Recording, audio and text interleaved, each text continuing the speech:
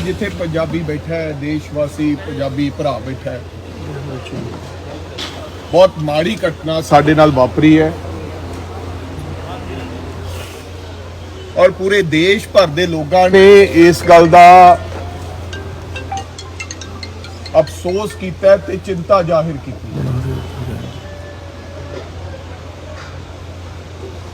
और जिस तरह के हालात हैं तुसी सारे भली भांति जानते हो। मेरा शुभदीप नाल बहुत प्यार होने के नाते मैं थोनू सारे शुभदीप को प्यार करने वाले रिश्तेदारों सलीहियां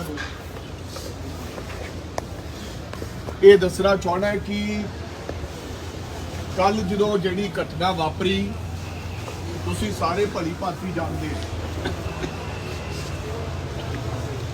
रंधावा साहब के दरम्यान जो ये गृह मंत्री होंगे सन, शुभदीप नूं 10 सिक्योरिटी गार्ड दिते गए सन, एक जिप्सी दी गई सी। पूरा कारण यह सीगा कि अज तो 1.5 वरा पहला दिल्ली की एजेंसी रॉ के इंटैलीजेंस ब्यूरो ने यह गल कहा सी कि शुभदीप नूं जान नूं खतरा है। उन्होंने मद्देनजर रखते हुए सरकार ने उस वेले दी ने सिक्योरिटी दी। और तुहानू अज ये भी मैं दसना चाहना है क्योंकि ये निरंतर शुभदीप नूं इहो जिहियां धमकियां इहो जिहियां गल्लां उहदे नाल रोजाना वापरदियां सन। सानू भोला जी उन्हां दे पिता जी ने दस्सिया ते शुभदीप भी दसदा सी भी मैं 3 साल विहड़े च पै के पखे थल्ले शुभदीप की निगरानी करता सी भी इहनूं कुछ हो ना जाए। अक्सर ही बंदे इधर उधर तुरे फिरदे, लेकिन कहते अभी होनी टलदी नहीं मित्रों, होनी रोकिया रुकती नहीं, होनी होके रहिंदी। इलैक्शन लड़ पिया विच इह भी मकसद सीगा भी चल इलैक्शन लड़ लांगे तो सिक्योरिटी पक्षों कोई चाह नहीं सीगा। ये अज भोला भाई जी ने जाहिर किया भी इन्ने नाल नाले लोगों की सेवा करांगे ते नाले जान माल दी। इलैक्शन लड़िया, सिक्योरिटी घटा के उस बाद 4 गनमैन कर दिते गए। होने वाली सरकार सिक्योरिटी किसी की घटाउणी पहली गल उस बंदे की जिन्होंने सब तो वड्डा थ्रैट होवे, फिर उस गल नूं जाहिर कर दिता गया भी ये तो सिक्योरिटी ले ली है।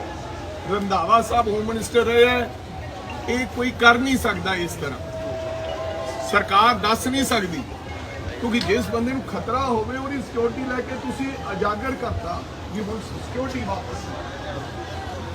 4 बंदे रह गए ते 4 तो कल परसों 2 बंदियां नूं वापस बुला लिया गया। डीजीपी तो यह कहना भी घल्लू घारा करके बुलाया ते मुख्यमंत्री साहब ने जिहड़ा पेज है ਉਹਦੇ ਤੇ लिखा भी असीं मूसे वाले की सिक्योरिटी विड्रॉ कर ली है। तुसीं आप पढ़िया होवे ते डेरा ब्यास दी भी डीजीपी कहना भी घल्लू घारा करके की है। फिर डीजीपी कल प्रेस कॉन्फ्रेंस करके कहता है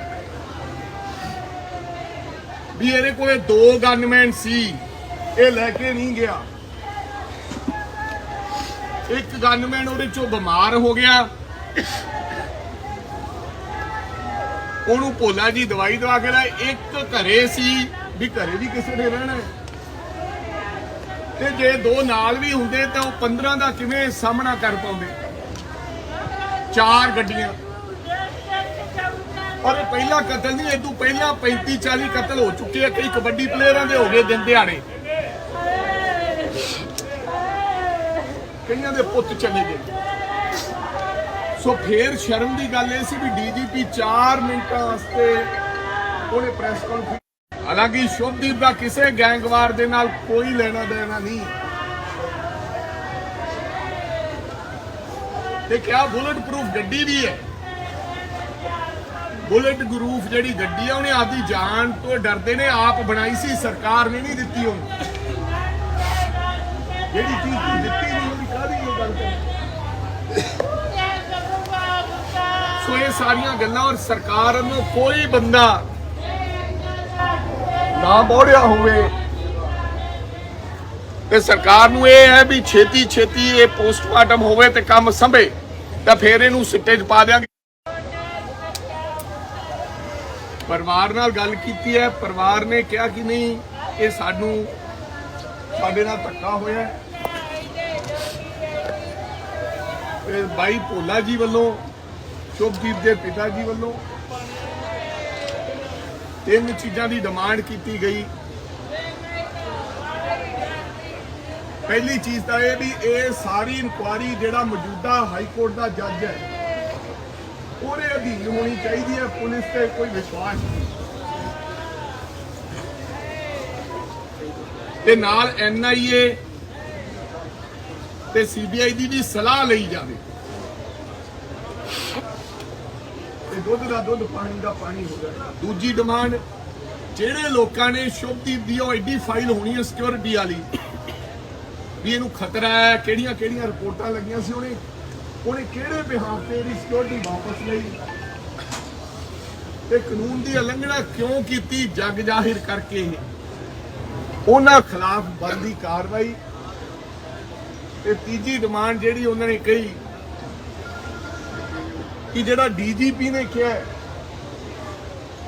ਕਿ ਇਹ ਗੈਂਗਵਾਰ ਦਾ ਹਿੱਸਾ ਸੀ, ਅਭੀ ਗੈਂਗਵਾਰ ਨਾਲ ਜੁੜਿਆ ਸੀ, ਉਹ ਗੈਂਗਵਾਰ ਤੇ ਫਲਾ ਉਹ ਮਾਫੀ ਮੰਗਣ।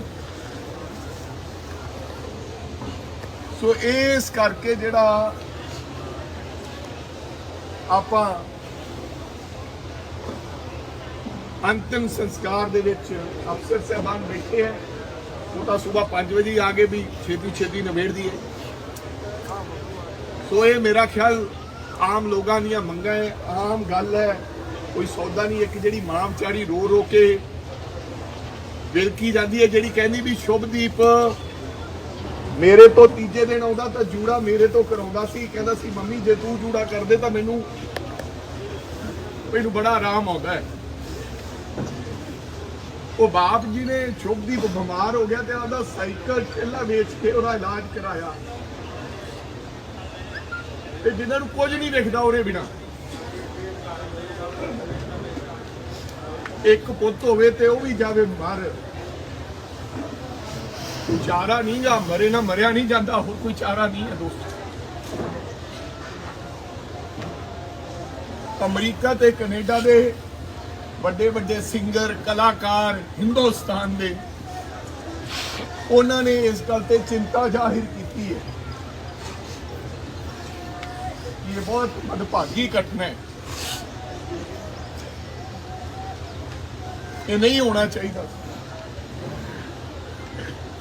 ਕੈਨੇਡਾ ਤੇ ਅਮਰੀਕਾ ਚ ਹੁਣੇ ਵੀਡੀਓ ਆਈਆਂ, ਲੋਕ ਉੱਥੇ ਇਕੱਠੇ ਹੋ ਕੇ ਉਸ ਆਪਦੇ ਰੰਗਲੇ ਮਿੱਤਰ ਨੂੰ ਸ਼ਰਧਾਂਜਲੀ ਦਿੰਦੇ ਨਜ਼ਰ ਆ ਰਹੇ।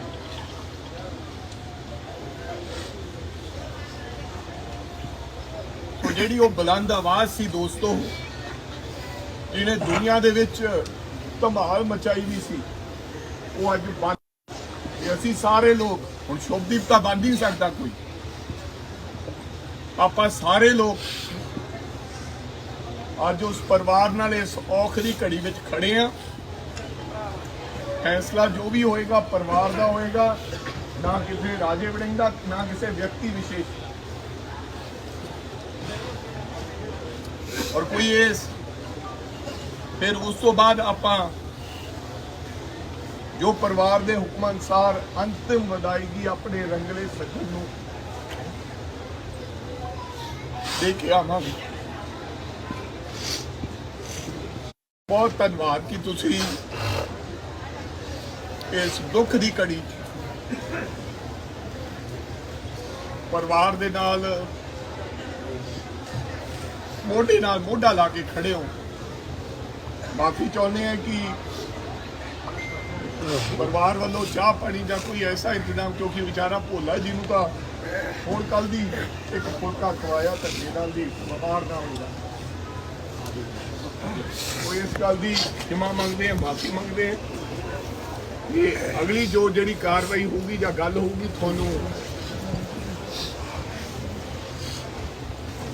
ਆਉਣ ਵਾਲੇ ਸਮੇਂ ਨੂੰ ਦੱਸ ਦਿੱਤੀ ਜਾਊਗੀ। ਤੁਹਾਡਾ ਸਾਰਿਆਂ ਦਾ ਪਰਿਵਾਰ ਨਾਲ ਦੁੱਖ ਵੰਡਾਉਣ ਤੇ ਤੁਹਾਡਾ ਸਾਰਿਆਂ ਦਾ ਬਹੁਤ ਬਹੁਤ ਧੰਨਵਾਦ।